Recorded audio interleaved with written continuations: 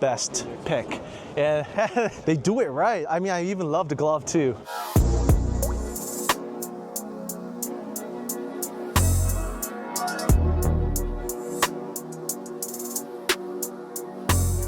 Welcome to CarSceneKorea. I introduce newly released Genesis, Hyundai, and Kia cars. And as you saw from the thumbnail, the car I am here to meet finally is the EV4, which I have a lot of videos on the channel already, but it's the different one from the EV4 that we got in Korea.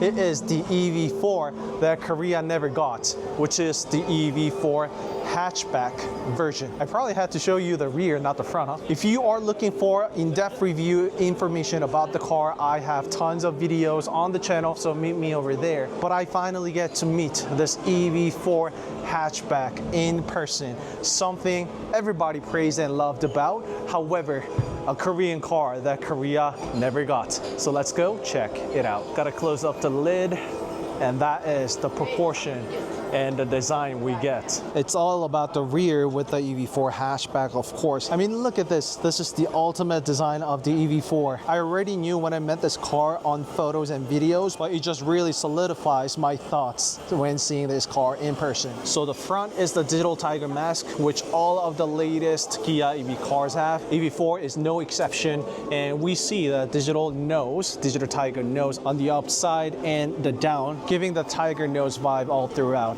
An active air flap located underneath, and star map signature lighting, the penetrating design language and theme of the Kia brand. So you see the tips right here, connect all those, that become the constellations and the digital star map indeed. It has all the cubing lights right there. It really does help with your night drives. So all these LED cubing lights, it provides great visibility out the window during the night drives. So the front look, I mean, it's essentially exactly the same as the EV4 sedan that I met, so check that video out. So the car being the hatchback, of course, we've got to check out the trunk compartment. Look at the size of that thing, of course, compared to the sedan model. And it already has the dive down seat applied, which can be converted into this originally, but when you need more space, as you saw, you can just drop this down and get more storage out that way and utilize the hatchback to the maximum. And I really like the touch how that end portion actually rises up. That way it has a good connection throughout the trunk compartment, and you can include more items, the hooks for your cargo nets and extra storage on the sides, just like so. Nice luggage cover to protect items inside. So it comes with the automated tailgate, and when closed, it's practical and it looks gorgeous all at the same time. Look at that. I absolutely adore that taillight design. I mean, something that we've seen here and there, probably EV3 comes across my mind. However, it has the curvature towards the end, kind of giving more elegant and luxurious feel, despite the fact car being a hatchback. And just look at this line, something that I absolutely loved from the day one I saw from the photos. So it kind of gives that over fender look to it, as well as the spoiler, the big massive third brake lights, and all these designs found on the spoiler, they actually do serve a purpose. So look at that. When the brakes are hit, it lights up like that. It's gorgeous. I like the taillight brake lights found throughout the EV series, the latest EV series, and EV4 is no exception. So it has some of the piano finish on the profile and unique D-quarter glass due to the design and flush door type, all the same traits we've seen from the EV4 indeed. And this is the shotgun of the EV4, and the ambient lights quite small. However, there's more underneath inside the door pocket, which illuminates really luxurious during the nighttime. And more design to be found, and there is the QR code, but that will take you to what material this is made of and the sustainability, the direction that Kia is headed towards. Heated and ventilated seats, and the GT line kick plate, showing you that it's a GT line after all, which also was found with different seats found on here saying GT line, and this pattern is only found on GT line EV4. Fully automated seats, and with a push of a button, the car will go into a relaxation mode just like that. You do spend time charging the car and you have to stay inside the car from time to time. And that is the drop-down glove box right there, and ambient lighting that runs all across, and it says premium sound with the Harman Kardon, which is all demonstrated right up there that I'll show you momentarily, and dual 12.3-inch monitors left and right, and one in the middle is for the AC 5-inch AC dedicated display. And some people say that they don't really like the fact that it gets hidden, blocked by that quarter portion of the steering wheel.